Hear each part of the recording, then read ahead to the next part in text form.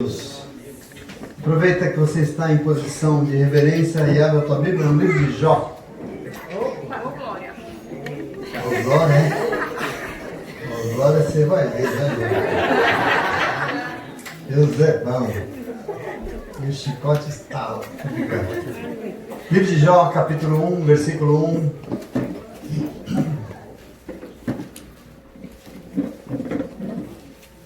Antes de Salmos, primeiro livro. Jó 1. Amém. Todos encontraram Jó 1? Amém. Palavra de Deus, nós vamos ler os 3 primeiros versículos somente, de 1 a 3. Amém? 1 de 1 a 3. E diz assim: na terra de Uz vivia um homem chamado Jó. Era um homem íntegro e justo. Temia Deus e evitava o mal. Tinha ele 7 filhos e 3 filhas, e possuía 7.000 ovelhas, 3.000 camelos, 500 parelhas de boi, 500 jumentos, e tinha muita gente ao seu serviço. Jó era o homem mais rico do Oriente. Até aqui já está bom, em nome de Jesus. Senta aí para o início dessa nossa leitura, graças a Deus. Está no outro lugar, confortável. Bom, nós encerramos a vez passada o livro de Neemias e nós vamos hoje começar um novo estudo, uma nova leitura, uma nova meditação no livro, e no famoso livro de Jó, né? E o livro de Jó, para mim, pessoalmente, ele participou de uma parte marcante. Eu me lembro que no momento da nossa vida, teve um momento na nossa vida que nós perdemos a vida que a gente tinha, entende assim? Nós passamos, eu e minha família, nós perdemos a vida que nós tínhamos. E sem o Senhor, a gente é assim, eu costumo pensar, muito lesado. Nós sem o Senhor somos um tanto quanto... Porque a gente constrói tudo sem Deus, né? A gente constrói a vida como a gente acha. E a gente fica pensando que aquilo que nós construímos sem Deus é o que nós precisamos para viver, né? A gente tem uma carreira, uma profissão sem Deus. A gente tem... um trabalho, mas não tem Deus nele. A gente tem o dinheiro, mas sem Deus. A gente tem a família, o casamento, mas não tem Deus. E a gente achava que precisava de tudo aquilo para viver. Pra você entender como a gente era idiota, né? Mas aí, em dado momento na nossa vida, alguém queria chamar a nossa atenção. Isso foi muito um pequeníssimo testemunho. Alguém queria chamar a nossa atenção, queria nos mostrar o que realmente nós precisamos para viver, né? Esse é o momento que nós vivemos. E como consequência, nós perdemos tudo que nós achávamos que nós precisávamos para viver naquele momento. Já te adianto que Deus não tirou nada, e nós vamos entender isso no livro de Jó. Deus não tirou nada, mas o diabo veio e levou tudo aquilo que nós demos legalidade para ele levar. Foi isso que aconteceu conosco. E quando a gente estava no auge desse terremoto, eu me lembro de um dia que eu não esqueço. Um dia, um rapaz trabalhava conosco, a gente dava uma carona para ele sempre dava carona para ele, estava no carro, e ele estava no banco de trás, e ele falou uma coisa assim, muito interessante, que ele falou: quando eu vejo vocês passando por tudo isso, sabe o que eu lembro? Eu lembro de Jó. E a gente era muito novo na fé, assim, eu não entendi muito bem, mas e aí desde então eu me interessei muito por esse livro de Jó. E eu, na época, eu comprei um livro sobre Jó, um livro dessa larga, que eu li, eu comecei a estudar o livro de Jó, e eu me desafiei. Porque Jó é um personagem muito conhecido, né? Todo mundo conhece Jó. Mais conhecido do que tudo nesse mundo é a paciência de Jó, não é? Mas não sei se ele foi tão paciente, não. Porque quando eu fui estudar, eu comecei a ver umas nuances. Mesmo quem não é crente conhece Jó. Jó é um cara famoso. E o nosso desafio interno é, nesse momento, realmente conhecer Jó. Isso eu vou desafiar você. Sobretudo porque, na minha modesta opinião, o livro de Jó está naquele contexto daqueles livros que todo mundo conhece, mas muito pouca gente compreende o livro de Jó. E a gente fala um monte de coisa dele que é muito parcial. Muito. Então o desafio nosso é ler o livro de Jó, tendo o foco no texto do que está escrito, e que o Espírito Santo de Deus vai nos ensinar sobre a vida de Jó, e vai usar a vida de Jó para nos ensinar muito, e vamos fazer isso nas próximas quartas-feiras. E vocês verão que talvez muita coisa do que a gente entende em Jó destoa um pouco daquilo que realmente é ele, do que nós pensávamos sobre ele, né? E eu não quero estragar a brincadeira de ninguém, lógico, mas vamos tentar entender Jó a partir do que a Bíblia diz, e aí ver esse ensinamento tão precioso, né? Agora, antes da gente entrar no livro propriamente dito, eu acho muito interessante contextualizar vocês aqui nesse momento desse livro, porque, eu não sei se vocês lembram, quando nós lemos Daniel e quando nós lemos Ezequiel, nós deixamos muito claro que todo esse processo do exílio babilônico, né? Nós falamos disso com vocês, disse não, esse exílio babilônico trouxe um desafio enorme para o povo de Deus. Por quê? Porque quem foi levado para o exílio, vocês se lembram disso, foi a nobreza, né? Foi a elite de Jerusalém, era o povo do templo, eram os sacerdotes, eram os escribas. E esse povo era responsável pelas escritas, ele é responsável pelas leis, é responsável pelos textos sagrados. Era esse povo todo que era responsável por organizar a adoração a Deus. Agora esse povo, veja, que ficou o povo da roça. Esse povo da roça era analfabeto, não sabia ler, não sabia escrever, não sabia nada. Somente essa elite ligada ao templo, ligada ao rei, ao palácio, sabiam ler e escrever. E esse povo, imagina aqui, letrado, que era responsável pelo conhecimento, foi levado embora para o exílio. E daí? Acabou toda a adoração no país. Acabou a adoração dentro de Israel. E esse é o povo vivia das suas memórias, mas o povo não lia a palavra de Deus. O povo não tinha tempo para adorar o Senhor. E porque os que sabiam ler e escrever estavam longe.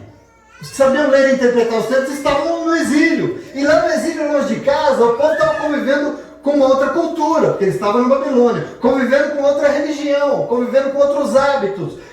E vendo as suas tradições, desde o Gênesis, sumindo, indo embora, correndo abaixo, perdendo a sua referência como povo, perdendo a noção da lei, do que Deus esperava para eles. Esse é o momento. E durante o exílio, toda a tradição, então, a lei de Moisés, as histórias dos patriarcas de Abraão, de Jacó, enfim, as histórias dos reis de Israel, os profetas, a relação do povo com o Senhor Deus estava se perdendo. Foram 70 anos. Isso foi se esmorecendo, eles foram perdendo a referência. Então, nesse período, mais do que qualquer outro, foi necessário fazer o quê? Começar a escrever. Começar a registrar as histórias que eram contadas de pai para filho. Começar a criar, então, os textos bíblicos. Que já, as histórias que não é que eles já existiam. Existia na tradição, na cultura, nos cultos, nas adorações, nas canções. Só que precisava ser registrado. Por quê? Porque ia se perder. E é nessa compilação, nesse contexto do exílio, que muita coisa foi compilada. Por exemplo, os livros de sabedoria da Bíblia. Provérbios, Eclesiastes, Cantares, Salmos, Esther, Ruth, Crônicas, Jó. E etc. Esse contexto aqui, na Bíblia hebraica, são chamados de escritos, né? A Bíblia hebraica chama isso de que tem a Torá, os profetas e os escritos. Jesus fala dos escritos. São chamados escritos de sabedoria. São textos, então, que estão nesse contexto de sabedoria. E Jó está exatamente nesse contexto de sabedoria. Jó está nesse conjunto de livros que está ali inspirado pelo Espírito Santo para nos ensinar coisas muito importantes com relação a Deus. E nós vamos tentar absorver isso. É interessante você observar que muita tradição de lá foi absorvida nesse tempo do exílio. Muitas coisas. Por exemplo, até o exílio, anjo era uma coisa para o povo de Israel. Depois do exílio, o anjo virou outra coisa. Porque eles foram influenciados pela visão que eles tinham lá. Por exemplo, no Antigo Testamento, como é que eram os anjos? Abraão está na porta da sua tenda e vem 3 homens andando. Ele vê, não é assim que você já leu? 3 homens andando e dizem que eram anjos do Senhor. Como é que os anjos vinham? Andando até a tenda de Abraão. Por exemplo, Jacó deitou-se sobre uma pedra e teve um sonho. No seu sonho ele via anjos subindo ao céu. E como é que os anjos subiam ao céu? Subindo uma escada. Anjos subindo escada, estranho. Por exemplo, Jacó lutou com um anjo. E foi um jiu-jitsu danado, porque ele agarrou o anjo e rolava no chão. E o homem não largava o anjo. Quer dizer, anjo no Antigo Testamento não é essa figura angelical de roupa branca, de auréola e com uma asa bonita voando. Era outra coisa no Antigo Testamento.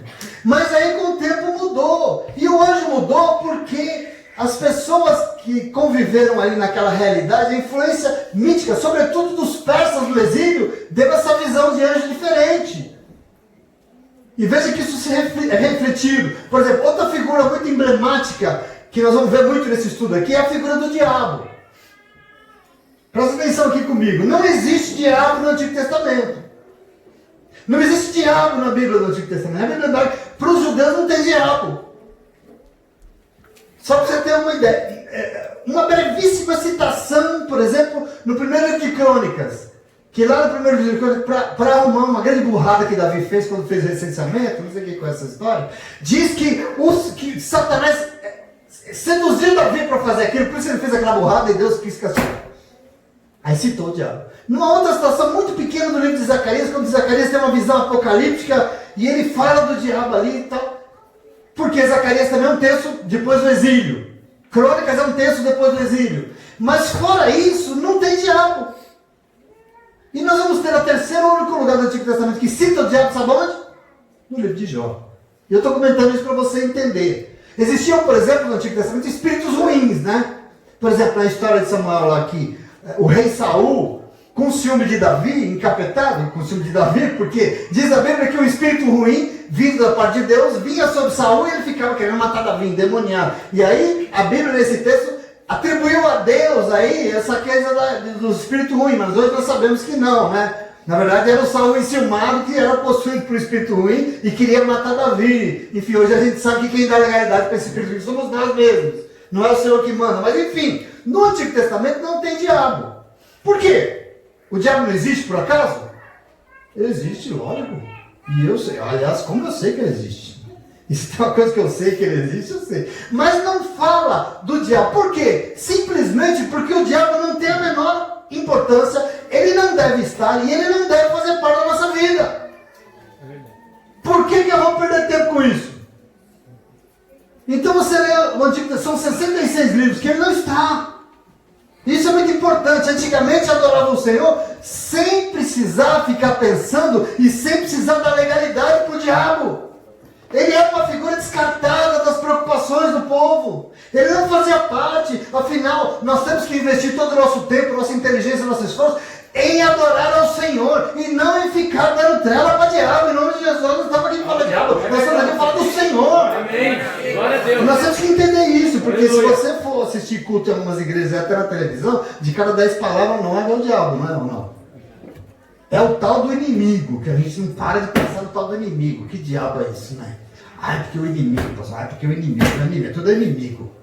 Tem algumas igrejas evangélicas que parece que o culto é com o diabo, não sei, porque só fica focado falando do diabo. É um tal de expulsar demônio, é um tal de exorcizar o diabo. Meter medo nas pessoas usando o diabo, eu não sei que inferno é isso. É uma realidade. E aí eu fico me perguntando quem é que está sendo adorado nessa igreja. Até que o diabo ganha microfone na igreja, né? Porque fica... Meu Deus do céu, que inferno é isso? Mas nós não precisamos disso. Então no Antigo Testamento não tem diabo. Jesus, por exemplo, não conversava com o diabo. Jesus simplesmente mandava ele calar a boca, porque o diabo não fala, não tem voz, não tem vez. Cala a boca e sai daqui em nome de Jesus e rapidinho. Por quê? Porque o diabo não tem relevância em nossa vida. Igreja não é lugar de diabo, não é lugar de exorcismo. Igreja não é lugar de manifestação maligna. Igreja é lugar de adorar o Senhor e só o Senhor e nada mais. Vocês estão aqui, diabo aqui não tem lugar não. Se veio, porque vem, né? Eu sei que vem, mas se veio, diabo não vem na igreja, pastor, vem, como vem? Aliás, adora vir, vem. Muita gente, aliás, dá legalidade e com isso está na igreja, infelizmente, sob uma autoridade indevida. Tem isso e muito.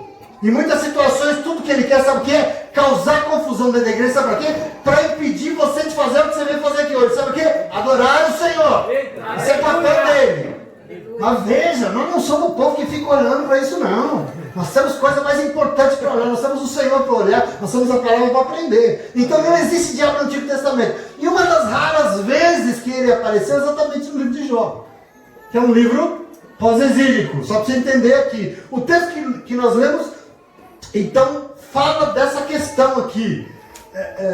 E ele está aqui nesse pós-exílico exatamente por influência dos persas, né? Lá, a religião deles tinha essa relação com o espírito maligno, o zoroastrismo lá, e o povo acabou absorvendo isso com o tempo. Essa influência trouxe então do espírito do exílio e construíram essa figura vermelha, chifruda, com rabão, do diabo que a gente conhece hoje. E lá atrás eles nem pensavam nisso. Mas é só para você entender então, essa influência da mítica dos persas, e o diabo então ganhou uma cara, ganhou um corpo, ganhou uma relevância, que não tinha. Não porque ele não existia, mas porque ele não tem autoridade nenhuma sobre a nossa vida. Ele não manda aqui, ele não tem palavra. Então o livro de Jó nos indica essa influência desse período exílico. Tá? Estou contextualizando você aqui para você entender. E nós iniciamos a nossa leitura hoje do livro, que nós vamos fazer isso nas próximas semanas, contextualizando quem é essa figura chamada Jó. E eu vou chamar a tua atenção. O texto, nós começamos a ler dizendo duas coisas muito importantes sobre Jó. Primeiro, quem era Jó? Primeiro, ele era um crente. Você precisa entender o Jó, entendendo e conhecer. O texto diz que ele era um crente. No verso 1 diz que ele era um homem íntegro, um homem justo, um homem que temia Deus e um homem que evitava o mal. Nós estamos falando do quê? O homem era crente. A primeira informação que nós temos sobre ele. Ele temia Deus, ele se afastava do mal, ele tentava fazer tudo certo. Ele era um crente. Ele era um homem de Deus. E aqui está tudo bem. Agora, a segunda informação que nós temos aqui no texto, que o texto nos dá para nos apresentar Jó, é que ele era milionário. Um crente milionário. E aí você fala, ai, que milionário. Porque no verso 2 aqui, diz que ele tinha 7 filhos e 3 filhas. 10 filhos no total. E essa informação já demonstra uma certa perfeição na família, que ele tinha uma família extremamente abençoada. O número 10 aqui na Bíblia tem uma dimensão das mãos, que indica uma totalidade perfeita para Deus. Então aqui, ele tinha uma família abençoada, além do que, na cultura do Oriente Médio, que até hoje é assim, se você conhecer um oriental, você vai ver que até hoje é assim, uma das medidas de riqueza e prosperidade na vida de um homem é a abundância de filhos. Quanto mais filhos ele tem, mais abençoado por Deus ele é. Então aqui veja, no verso 3 diz que ele tinha uma fortuna para os padrões da época. E termina reafirmando e dizendo que ele era o homem mais rico do Oriente. O homem era milionário. Era um sheik lá, não sei lá o que ele era. Portanto, nós estamos diante de um crente que não deve ser castor, né, igual você aprendeu domingo. Porque era um crente muito próspero e com tudo isso ele adorava o Senhor. 2.990% dos crentes querem ser Jó. Aqui pelo menos, né? Crente milionário. Mas enfim, outras informações que nós vamos descobrir no livro, por exemplo, que mostra quem era Jó, que mostra que mediante toda a riqueza, ele era um homem de muito prestígio onde ele vivia. Era um homem extremamente prestigiado, porque ele exercia um papel fundamental na cidade que ele morava. O texto vai te mostrar depois que Jó julgava as questões do povo na porta da cidade. Esse era um tribunal que era feito na porta da cidade. E quem era um dos juízes? Jó. Então ele era muito prestigiado na sociedade, ele tinha um papel de honra na sociedade da época. Ele era um juiz do seu tempo, Jó era um desses. Ele não era pouca coisa. Então apresentando Jó, veja o versículo 4 comigo. Versículo 4 diz assim, ó: os seus filhos e filhas costumavam dar banquetes em casa, um de cada vez. E eles convidavam suas 3 irmãs para comerem e beberem com eles, juntavam os 10. Terminado o período de banquetes, Jó mandava chamá-los e fazia com que se purificassem. De madrugada ele oferecia um holocausto em favor de cada um dos seus filhos, pois pensava, vai que eles tenham lá no íntimo pecado e amaldiçoado a Deus. Era essa uma prática constante na vida de Jó. Até aqui. Então veja, continuando a entender esse personagem, nós vemos uma vida próspera, uma vida abençoada, e além disso todo o temor que ele tinha com o Senhor. Jó reconhecia que tudo veio do Senhor. Os seus 10 filhos então se revezavam em festas, em banquetes, em jantares, em almoço, nas suas casas, e quando fazia uma na casa de um, todo mundo ia lá, e quando fazia na casa do outro, todo mundo ia lá. Um dia fazia, jantava e chamava os outros, e por aí vai. Então uma família unida, né? Uma família bonita, uma família abençoada. E é interessante que o texto diz que quando acabavam as festas, as comilanças, Jó juntava os seus filhos para purificá-los, religiosamente falando. O texto diz que de madrugada, escondida, Jó oferecia sacrifícios pelos seus filhos, e ele pensava, sei lá, né? Vai que nessas festas eles tenham feito alguma besteira, vai que eles tenham desagradado o Senhor, eu vou me precaver. E oferecia sacrifícios de madrugada e purificava os seus filhos. Quer dizer, Jó tinha isso como uma prática constante de vida. E eu quero que você vai construindo comigo aqui essa figura, porque num primeiro olhar, parece que Jó é tudo de bom, né? Você já está impressionado com ele, né? Ou não? Está querendo levar ele para casa. É tudo perfeito, é tudo maravilhoso aqui, glória a Deus por isso. Mas se a gente for olhar com o tempo atentamente, nós vamos observando e nós vamos encontrar um crente sim, de verdade, mas um crente um tanto quanto legalista. Nós vamos encontrar aqui um crente talvez um tanto quanto ritualista. De um Deus que está muito na religião, está muito no exterior. de talvez uma motivação que eu não sei se era devida. Eu quero que você vá construindo comigo. Eu estou falando da vida de um crente.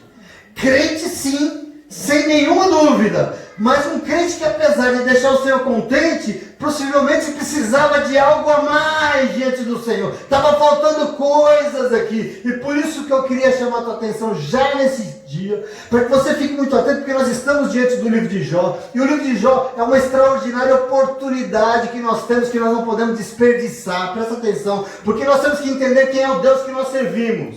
Nós temos que buscar um Deus de verdade, e a partir de verdades que muitas vezes nós não vamos encontrar na doutrina da nossa igreja. Verdades que muitas vezes não vão estar nos livros de teologia. Verdades que muitas vezes não vão estar na nossa denominação. Verdades que muitas vezes precisam estar dentro do nosso coração, dentro de nós. Porque eu queria dizer para você, presta atenção, muita gente se relaciona com Deus de forma equivocada. Apesar de ser um homem de Deus como Jó, apesar de ser uma mulher de Deus, acaba buscando Deus pelas motivações erradas. E isso aqui é um problema. Ou o mais comum, se relaciona com Deus a partir da medida religiosa. Quando na verdade, Deus procura, sabe o quê? Adoradores em espírito e em verdade diante dele. E nós temos que entender isso aqui. O teu Deus tem que estar, sabe onde? Aí dentro do teu coração e não só na tua religião. A sua relação com o Senhor tem que dar, sendo a partir de verdades que habitam o teu interior. Não é na tua roupa. São verdades que estão, eu chamo isso da sua essência, e não a partir de sacrifícios religiosos, de sacrifícios de rituais religiosos e temerosos, que é o que Jó era. E nós vamos construir isso junto. A prática constante de Jó era se precaver com sacrifícios, holocaustos, purificações religiosas, porque Jó tinha medo de se algum dos meus filhos desagradou ao Senhor, vai que as coisas desandem. Ele já se precavia. Vai que o Senhor resolve castigar, não é mesmo? Vamos queimar o cabrito aqui. Já fazia as coisas para Deus porque temia que se a sua vida desse errado, então ele reverentemente, constantemente, ritualmente, é claro a Bíblia, oferecia sacrifícios e purificações religiosas em favor dos seus filhos e com certeza em favor da sua vida também. Veja o versículo 6. Veja aqui quem entrou na história. Certo dia, os anjos vieram apresentar-se ao Senhor e Satanás também veio com eles. O Senhor disse a Satanás: de onde você veio, cidadão? E Satanás respondeu: de perambular pela terra e andar por ela. Até aqui tá bom, só dois. E eu quero que você veja aqui então aquela rara citação que eu falei para vocês do diabo na Bíblia Sagrada no Antigo Testamento, uma rara. E não, aqui é interessante que não é só a figura do diabo, mas nós temos aqui, é um texto muito desafiador, nós temos uma corte celestial. Nós temos o Senhor, Deus, os anjos indo se apresentar ao Senhor, e no meio deles quem? Satanás. Veja que coisa. O momento aqui não é muito interessante, não coaduna com nada como nós entendemos nessa coisa sobre Deus e o diabo. Isso aqui não encaixa muito bem, isso aqui deve ser coisa de persa mesmo, coisa de gente que não entende nada de Deus. Porque assim, na verdade, nós sabemos que o diabo não tem toda essa liberdade diante de Deus, tem? Nós sabemos que o diabo não dialoga com Deus com essa liberdade, não, ele não tem esse direito. Aliás, ele não vai, ele nem pode ir, e nem diante do Senhor ele pode estar. E nós temos que entender isso aqui. Aqui o diabo tem nome, seu nome é Satanás, que a gente chama como o maior deles, o príncipe deles. A tradução do nome Satanás é o adversário, é o acusador. E o texto diz que o Senhor pergunta para Satanás de onde que ele veio. Ele diz: bom, eu vim de perambular na terra e estou andando lá por aí, estou dando umas voltas lá na terra. Isso já me faz entender que ele anda perambulando por aí, né? Versículo 8. Diz então o Senhor a Satanás: reparou no meu servo Jó? Não há ninguém na terra como ele, irrepreensível, íntegro, homem que teme a Deus e evita o mal. Só isso. Vem observando o que nós falamos a respeito de Jó, porque Jó era crente.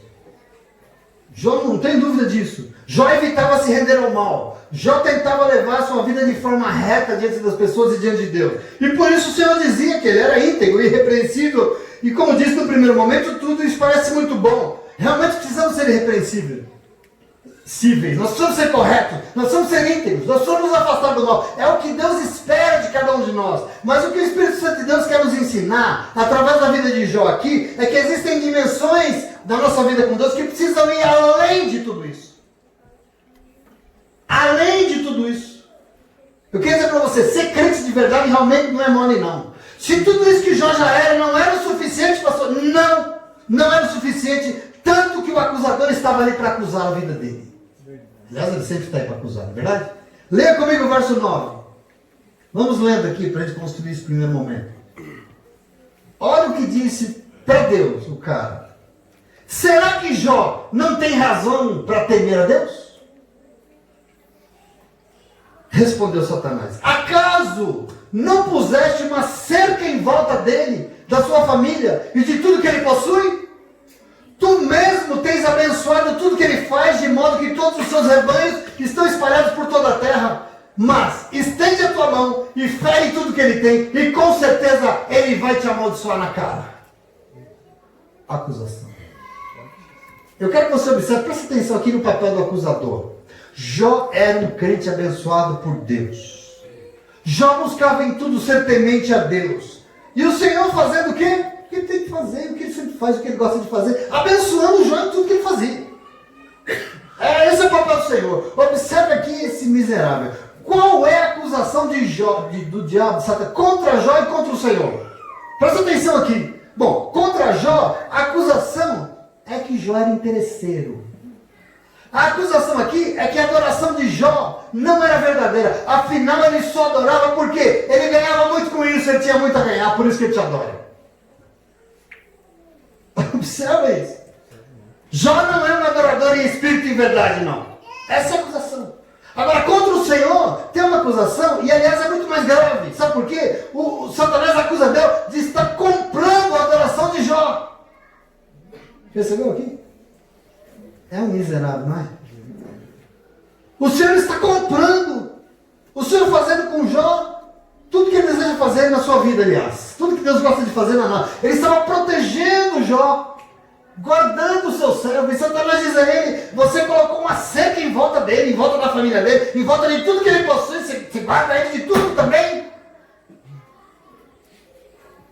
Você protege, lógico. Assim ele vai te adorar mesmo. Até eu.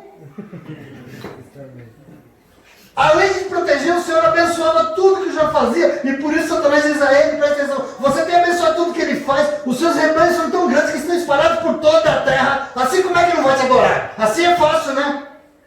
E ele fala: quer ver? Estende a tua mão sobre ele, fere tudo que ele tem, que você vai ver que ele vai te amaldiçoar. Essa acusação. E eu quero chamar a tua atenção, porque é uma acusação em duplo sentido e é muito grave. E ela é grave, mas ela vai revelando um problema que nós temos no nosso relacionamento com Deus. E por isso Deus foi desafiado aqui. Na relação, e a relação de Jó com Deus, segundo Satanás, era baseada em interesses. Não é isso que ele fala? Era baseada em interesses. Tira dele o que lhe interessa, que você vai ver que ele para de ir para a igreja, ué. Tem gente que não tira nada já para, né? Toca no que você lhe deu, que você vai ver que ele vai te amaldiçoar. Essa acusação, é isso que ele fala. Diante da gravidade dessa acusação, só tem um jeito. Qual? Provar que não é. Diante da gravidade, só tem um jeito. Se Jó realmente adorasse o Senhor, porque Deus o abençoava, só tinha um jeito. Provar Jó para entender qual era a sua motivação de verdade. Esse aqui é o problema. Provar Jó para ver se Deus estava apenas nas coisas que ele tinha, ou se ele adorava o Senhor a partir do mais profundo do seu ser, se ele adorava o Senhor independente da situação que ele estivesse vivendo. Aqui está o desafio do livro. Veja o versículo 12 para você ver. Versículo 12 diz: o Senhor disse a Satanás: pois bem, diante dessa afronta, né? Diante dessa acusação, pois bem, tudo que ele possui está em tuas mãos, apenas não encoste um dedo nele. Então Satanás saiu da presença do Senhor certo dia, quando os filhos e as filhas de Jó estavam num banquete, comendo e bebendo vinho na casa do irmão mais velho. O mensageiro veio dizer a Jó: os bois estavam arando e os jumentos pastando por perto, e os sabeus atacaram e os levaram embora. Mataram a espada os empregados, e eu fui o único que escapou para lhe contar. Enquanto ele ainda estava falando, chegou outro mensageiro e disse: fogo de Deus caiu do céu e queimou totalmente as ovelhas e os empregados, e eu fui o único que escapou para lhe contar. Enquanto ele ainda estava falando, chegou outro mensageiro e disse: vieram caldeus em 3 bandos, atacaram os camelos e os levaram embora. Mataram a espada dos empregados e eu fui o único que escapou para lhe contar. Enquanto ele ainda estava falando, chegou ainda outro mensageiro e disse: seus filhos e filhas estavam num banquete, comendo e bebendo vinho na casa do irmão mais velho, quando de repente um vento muito forte veio do deserto, atingiu os 4 cantos da casa, que desabou. Eles morreram e eu fui o único que escapou para encontrar. Ei, irmãos, que difícil é a vida, né? Quando a gente passa por algumas situações. Aqui é verdadeiramente quando o mundo cai ao nosso redor, né? Aqui nós estamos diante de uma situação daquelas que ninguém quer passar nessa vida. Quando isso acontece, geralmente a gente fala que a mão de Deus está pesando sobre nós. Não, eu não sei se é isso não, tá bom? Porque eu queria dizer, pode ser que coisas ruins aconteçam conosco, não sei se nessa dimensão, acho que não, né? Até um exagero. Mas assim, eu queria dizer para vocês, se for Deus que está nesse negócio, tudo que Ele está querendo é te aperfeiçoar. Eu quero que você tome posse nessa leitura. Aleluia. Nós vamos entender que da parte do Senhor Ele não deseja o mal de ninguém, não. Jó era crente e o Senhor tinha Jó em elevada estima. Agora, diante da gravidade da acusação, o Senhor permite que Satanás toque no que ele tinha. Em tudo que ele tinha. Mas que não encostasse um dedo sequer nele. Porque ele era importante para Deus. Presta atenção. Você precisa entender a grandiosidade de uma narrativa dessa. De um texto desse. Porque é óbvio que Deus não precisava permitir Satanás fazer nada, né? Você sabe disso? Deus não precisava disso. Deus não tinha que provar nada para ninguém. Afinal, Ele é Deus. Ele não deve satisfação para ninguém do que Ele faz. Ainda mais para essa coisa ruim, né? Esse é o momento aqui. Antes de mais nada, diante desse momento complicado, em que o diabo fez esse estrago que fez na vida de Jó, eu quero chamar a tua atenção para uma coisa primeiro. Primeiro, querido, mesmo que o diabo apareça aqui na Bíblia Sagrada, só aqui, observe uma coisa: o diabo não tem legitimidade nenhuma. Por isso eu quero te alertar uma coisa: só existem 2 situações na tua vida que o diabo se legitima. Só 2. Só 2. E a primeira delas é quando o Senhor permite. Agora eu quero dizer para você em nome de Jesus, porque esse livro me ensina isso. Se Deus permite, presta atenção, eu quero que você... Se Deus permite, acredite em mim, é para um bem muito maior que Ele quer fazer na tua vida. É porque tem coisas que precisam melhorar e Ele vai melhorar. Jó já era crente. Mas o crente que Jó vai se tornar é infinitamente maior do que esse crente que ofereceu um cabrito de sacrifício. Você precisa entender isso aqui. Aliás, um crente que ele jamais imaginou ser na vida. Nós vamos ter que construir esse livro. Entenda que se Deus não permitir, diabo nenhum desse mundo tem legitimidade. Mas Jó nos ensina que nós, veremos isso mais adiante, que mesmo que o Senhor permita, como aconteceu com ele, a razão é porque o Senhor deseja ser muito maior em nossas vidas. Glória a Deus. Aliás, eu queria dizer para você, na minha vida, na vida da minha família, eu tenho certeza que foi isso que aconteceu. O Senhor permitiu sim, mas só permitiu porque Ele tinha para nos mostrar e dar uma vida infinitamente melhor e mais grandiosa, coisa que nós nunca imaginamos na vida. E eu quero que você tome posse disso. O importante é ter o Senhor sempre conosco, porque assim mesmo com o mal vindo, mesmo com o estrago, nós saberemos que o Senhor vai estar usando tudo isso para nos dar muito mais do que nós imaginamos. Aleluia! E eu quero que você tome posse disso. Essa era a realidade de Jó. Deus permitiu e Satanás tocou no que ele tinha. Mas existe outra condição onde o diabo tem legitimidade para agir na nossa vida. Sabe qual? Quando nós mesmos damos essa legitimidade. Nós damos. E eu quero que você compreenda, nas situações quando o estrago é grande, e sobretudo quando nós nos consideramos o Senhor, quando o Senhor não faz parte dos nossos planos, nas situações em que o diabo vem atribular tudo, e nós não temos o Senhor conosco, sabe quem é que legitima? Nós. Nós mesmos damos essa legitimidade. Nós permitimos que o diabo venha e cause a confusão. Como diz a frase lá, nós levantamos uma onda, o diabo só surfa.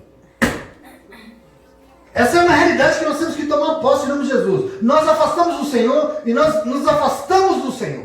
Porque nós somos às vezes obstinados, né? Nós não aceitamos, afinal de contas, que o Senhor venha e faça o que Ele tem que fazer, que mude nossa vida. Não, nós legitimamos o diabo quando nós afastamos o Espírito de Deus e nós entristecemos o Espírito de Deus na nossa vida. Nós estamos dando legitimidade para Ele agir. Você precisa estar atento, nós precisamos estar atentos em nome de Jesus. São as 2 únicas situações que criam legitimidade. Mas fora elas, o diabo não pode nada na tua vida. Esquece esse negócio de inimigo, porque você não tem inimigo, não. Você tem um Deus que te ama e está acabado. Glória a Deus. Em nome de Jesus. Aleluia. Essa narrativa é muito simbólica. Eu quero que você compreenda ela. Ela é muito espiritual. E você pode até perguntar, mas pastor, a desgraça é grande demais. Quem está fazendo isso aqui na Bíblia? Como é que um homem pode passar por isso e perder tudo? Eu queria dizer para você, a razão é que ela está aí para nos ensinar coisas importantíssimas sobre o nosso relacionamento com Deus. E eu quero que você, a partir de hoje, você aprenda alguns deles. Esse texto pretende nos mostrar as reais motivações que nos levam a adorar o Senhor. E eu quero que você compreenda isso. E a permissão de Deus para que Satanás tocasse a vida de Jó está aí na Bíblia para te ensinar que nós não podemos adorar o Senhor por nada do que Ele vai nos dar. Essa não é a nossa busca. Isso é muito sério. E eu chamo a atenção. Porque mesmo que o diabo apareça aqui na Bíblia, o papel dele aqui é sempre secundário. Ele não tem poder nenhum. Ele não pode nada. Somente quando ele é legitimado. Somente quando existe uma legalidade para ele que vai. O Senhor deseja nos ensinar como deve ser a nossa adoração verdadeira com Ele. E a primeira coisa importante aqui, que nós temos que construir nessa noite, é que jamais nós podemos nos relacionar com o Senhor a partir do que Ele pode fazer nas nossas vidas. Isso não serve. Dizer isso no mundo que nós vivemos é confuso, mas eu preciso falar porque você precisa entender. Não é por nada do que nós temos ou ganhamos de Deus. A questão aqui é entre nós e o Senhor, entre nós e o nosso Deus. Não pode haver nenhum interesse, meus irmãos. Não. Presta atenção, porque a única medida que serve para o Senhor é uma medida chamada graça de Deus.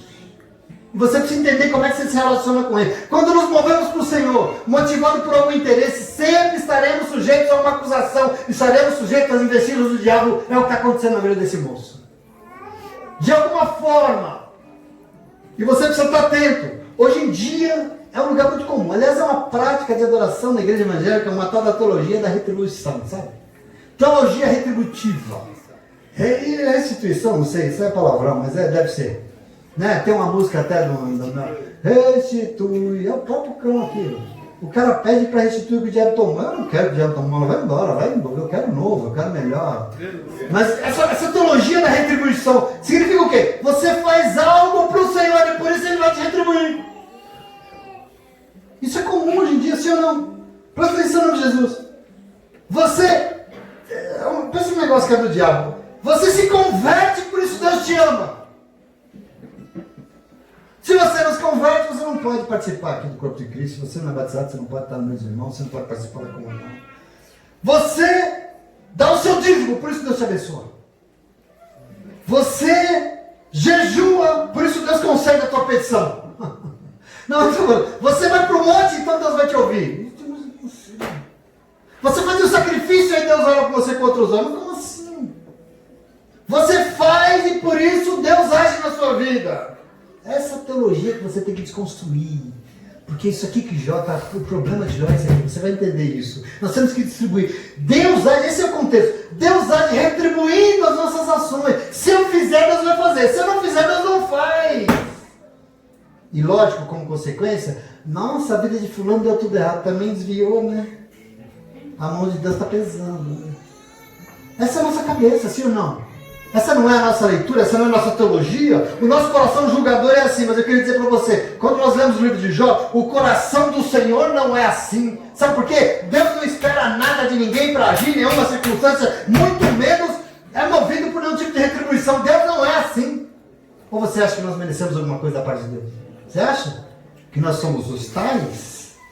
Deus vai retribuir as nossas boas ações? Você acha isso mesmo? E Ele vai nos condenar pelas nossas más ações? É isso que você acha?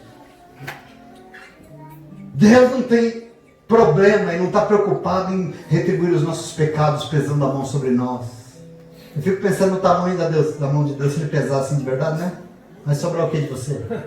Acho que Deus não está preocupado com isso, presta atenção. Deus é movido única e exclusivamente pela graça. E é porque Ele é movido pela graça que Ele faz tudo na dimensão da graça. E por isso, muito antes de Jó merecer alguma coisa, Deus já agia na vida dele, eu tenho certeza. Assim como contigo, foi da mesma forma. Porque tudo que Deus fez, e aliás, tudo que Deus continua fazendo na tua vida, não foi porque você se converteu, não. Não é porque você merece algo, não. É primeiro porque Ele vem e Ele faz. Deus vem e Ele age. Deus vem e te chama e Ele quer mudar a tua vida, porque Ele é Deus e está acabado. Glória a Deus! Aleluia! Aí agora que eu fui para a igreja, então Deus está me ajudando. Não, Ele sempre quis te ajudar. Você que era cabeção não ouvia. Deus sempre te chamou, desde que você está lá no ventre da tua mãe.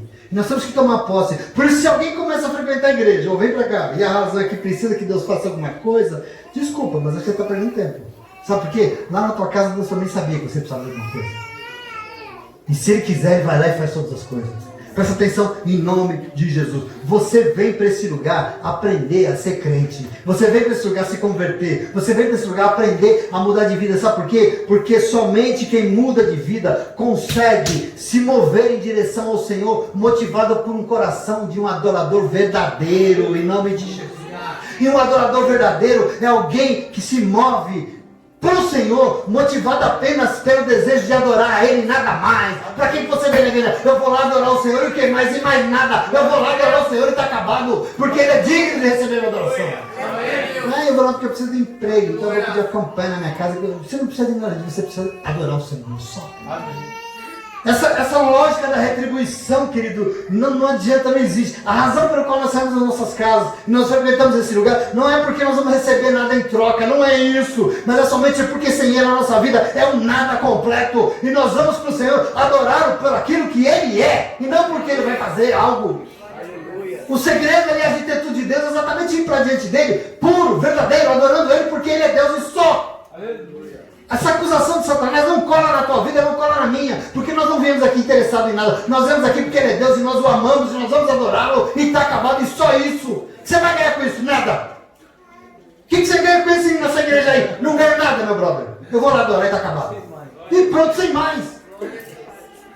Ontem eu assisti o filme da vida do Papa Francisco. Assista, é legal. E nesse filme confirmou uma convicção que vive e mexe e move a minha vida. Eu achei bonito, eu gosto dele, o tal do Francisco, ele me impressiona. E no filme tem uma convicção lá que eu tenho, existe um segredo enorme, isso eu vou dizer para vocês não. Existe um segredo enorme quando nos movemos para o Senhor sem pedir nada. Quando você vai diante de Deus, você não quer nada. É isso que ele fala no filme, é tão bonito isso. Você vem diante de Deus, você não quer nada, eu quero estar diante dele só.